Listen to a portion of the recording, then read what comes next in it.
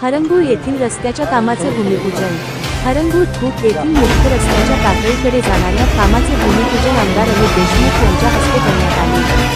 सुमारे 1 किलोमीटर लांबीच्या या कामासाठी जवळपास 5 कोटींचा निधी मंजूर केला आहे।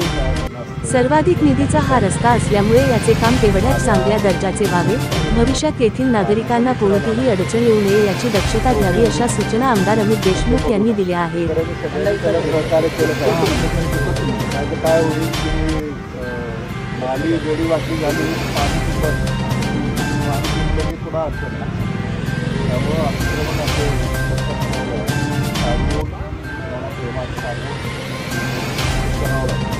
कान साकळलं बापणीच्या खाचरीत चढू दे त्याची नशा।